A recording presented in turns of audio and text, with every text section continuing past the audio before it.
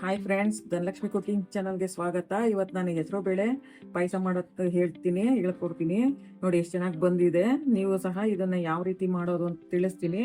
ಒಂದ್ಸರಿ ಟ್ರೈ ಮಾಡಿ ನೋಡ್ಕೊಳ್ಳಿ. ಇವಾಗ ವೀಕ್ಷಕರೇ, ಇವತ್ತು ನಾನು ಹೆಸರು ಬೇಳೆ ಪಾಯಸ ನಮ್ಮ ಮನೇಲಿ ಮಾಡ್ತಾ ಇದ್ದೀವಿ. ಇದನ್ನು ಹೇಗೆ ಮಾಡೋದು ಅಂತ ತೋರಿಸ್ಕೊಡ್ತೀನಿ. ಈಗ 3/4 ಕಪ್ ಅಷ್ಟು ಹೆಸರು ಬೇಳೆನ ತೊಗೊಂಡಿದ್ದೀನಿ.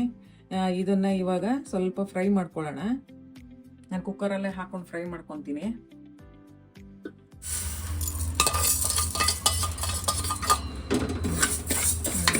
ಒಂದು 2 ನಿಮಿಷ ಫ್ರೈ ಮಾಡ್ಕೊಳ್ಳಿ. ವೀಕ್ಷಕರೇ, ಈಗ ಸಾಕು ಫ್ರೈ ಮಾಡಿರೋದು. ಇವಾಗ ನಾನು ಇದನ್ನ 3/4 ಬಟ್ಲೆ ತಗೊಂಡಿರೋದ್ರಿಂದ ಇದಕ್ಕೆ ಅದ್ರ 2ರಷ್ಟು ನೀರು, ಅಂದ್ರೆ ಒಂದು 2 ಲೋಟದಷ್ಟು ಈಗ ಬೇಯಿಸ್ಕೋಬೇಕು. ಅದಕ್ಕೆ 2ರಷ್ಟು ನೀರು ಹಾಕೊಂತ ಇದ್ದೀನಿ. ನೋಡಿ ವೀಕ್ಷಕರೇ, 1-1.5 ಲೋಟದಷ್ಟು ನೀರು ಹಾಕೊಂಡಿದ್ದೀನಿ. ಈಗ ಬೇಯಿಸ್ಕೊಳ್ಳಿ. ವೀಕ್ಷಕರೇ, ಇವಾಗ ಸ್ವಲ್ಪ ಒಂದು ಅರ್ಧ ಹೋಳಷ್ಟು ಕಾಯಿ ತೊಗೊಂಡಿದ್ದೀನಿ. ಅರ್ಧ ಹೋಳು ಅಂದರೆ ಫುಲ್ಲು ಒಂದು ಕಾಯಿನಲ್ಲಿ ಅರ್ಧ ಅಲ್ಲ, ಅದರಲ್ಲೂ ಸ್ವಲ್ಪ ಕಡಿಮೆ ತೊಗೊಂಡಿದ್ದೀನಿ. ಫಸ್ಟ್ ಈಗ ಕಾಯಿನ ಇದನ್ನು ರುಬ್ಕೊಳ್ಳೋಣ. ವೀಕ್ಷಕರೇ, ಇದಕ್ಕೆ ಒಂದು ಅರ್ಧ ಸ್ಪೂನ್ 3/4 ಟೀ ಚಮಚದಷ್ಟು ಗಸಗಸೆ ಹಾಕೋತಾ ಇದ್ದೀನಿ. ಯಾಕಂದರೆ ಕಾಯಿನೇ ಜಾಸ್ತಿ ಹಾಕೊಂಡಿರೋದ್ರಿಂದ ಗಸಗಸೆ ಏನು ಅಷ್ಟೊಂದು ಬೇಡ, ಆದರೂ ಒಂದು 3/4 ಚಮಚದಷ್ಟು ಹಾಕ್ಕೊಳ್ಳಿ. ವೀಕ್ಷಕರೇ, ಈಗ ರುಬ್ಕೊಂಡಾಗಿದೆ ನೋಡಿ. ಈ ರೀತಿ ನುಣ್ಣಗೆ ರುಬ್ಕೊಳ್ಳಿ. ಇವಾಗ ನೋಡಿ ಹೆಸರು ಬೇಳೆನ ನೋಡಿ ಈ ರೀತಿ ಚೆನ್ನಾಗಿ ಬೆಂದಿದೆ. ಈ ರೀತಿ ಬೇಯಿಸ್ಕೊಳ್ಳಿ, ಅವಾಗ ಚೆನ್ನಾಗಿ ಬರುತ್ತೆ. ವೀಕ್ಷಕರೇ, ಇವಾಗ ಅದನ್ನ 3/4 ಭಾಗ ತಗೊಂಡಿದೆ ಹೆಸರು ಬೇಳೆ.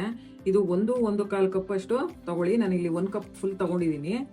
ಯಾಕಂದ್ರೆ ಸ್ವಲ್ಪ ಸಿಹಿ ಜಾಸ್ತಿ ಬೇಕಾಗತ್ತೆ, ಅದಕ್ಕೆ ಇಷ್ಟನ್ನ ಫಸ್ಟ್ ಈಗ ಹಾಕೊಂಡು ಕರಗಿಸ್ಕೊಳ್ಳೋಣ. ನೋಡಿ, ಇದಕ್ಕೆ 1/4 ಲೋಟದಷ್ಟು ನೀರು ಹಾಕೋತಾ ಇದ್ದೀನಿ.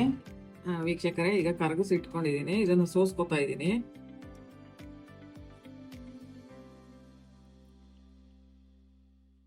ಈಗ ವೀಕ್ಷಕರೇ, ಇದು ಬೇಯಿಸಿ ಇಟ್ಟಿರುವಂತ ಹೆಸರು ಬೇಳೆನ ಹಾಕೋತಾ ಇದ್ದೀನಿ.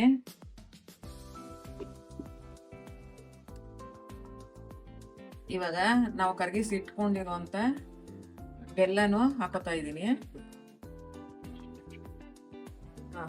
ವೀಕ್ಷಕರೇ, ಈಗ ಅದ್ರ ಜೊತೆ ರುಬ್ಬಿಟ್ಕೊಂಡಿರುವಂತ ಕಾಯಿನೂ ಸಹ ಹಾಕೋತಾ ಇದ್ದೀನಿ. ನೀವು ಬೇಕಾದ್ರೆ ಬರೀ ಕಾಯಿ ಹಾಲು ಹಾಕೋಬಹುದು. ನಾನು 2 ಸೇರಿ ಹಾಕ್ತಾ ಇದ್ದೀನಿ. ವೀಕ್ಷಕರೇ, ಇದನ್ನ ಒಂದು 10 ನಿಮಿಷ ಕುದಿಸ್ಕೊಳ್ಳಿ. ಸಣ್ಣ ಆದ್ರೆ ತುಂಬಾ ಸಣ್ಣ ಉರಿ ಬೇಡ, ಮೀಡಿಯಂ ಊರಿನಲ್ಲಿ ಕುದಿಸ್ಕೊಳ್ಳಿ. ಇವಾಗ ಅಲ್ಲಿವರೆಗೂ ಇವಾಗ ದ್ರಾಕ್ಷಿ ಗೋಡಂಬಿ ಉಟ್ಕೊಳ್ಳೋದೆ. ನೋಡಿ, ಅದಕ್ಕೆ ಸ್ವಲ್ಪ 1 ಸ್ಪೂನ್ ಅಷ್ಟು ತುಪ್ಪ ಹಾಕೋತಾ ಇದ್ದೀನಿ. ನೀವು 1 ಸ್ಪೂನ್ ಇಲ್ದಿದ್ರೆ 2 ಸ್ಪೂನ್ ಬೇಕಾದ್ರೂ ಹಾಕೋಬಹುದು.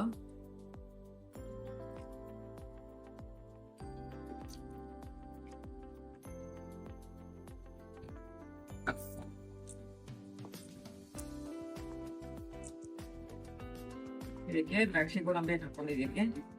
ವೀಕ್ಷಕರೇ, ಈಗ ಫ್ರೈ ಮಾಡಿ ಇಟ್ಕೊಂಡಿರುವಂತ ದ್ರಾಕ್ಷಿ ಗೋಡಂಬಿನ ಸಹ ಹಾಕೊಂತ ಇದ್ದೀನಿ. ಇವಾಗ 10 ನಿಮಿಷ ಕುದ್ದಿದೆ. ಇವಾಗ ರೆಡಿ ಆಗಿದೆ ಹೆಸರು ಬೇಳೆ ಪಾಯಸ.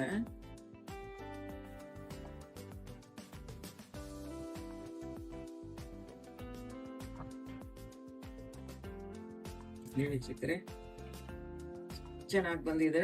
ನೀವು ಸಹ ಒಂದ್ಸಲಿ ಈ ರೆಸಿಪಿನ ಈ ರೀತಿಯಾಗಿ ಮಾಡಿ ನೋಡಿ, ಮತ್ತೆ ಬೇರೆಯವ್ರಿಗೂ ಶೇರ್ ಮಾಡಿ. ಈಗ ಸರ್ವ್ ಮಾಡ್ಕೊತೀನಿ.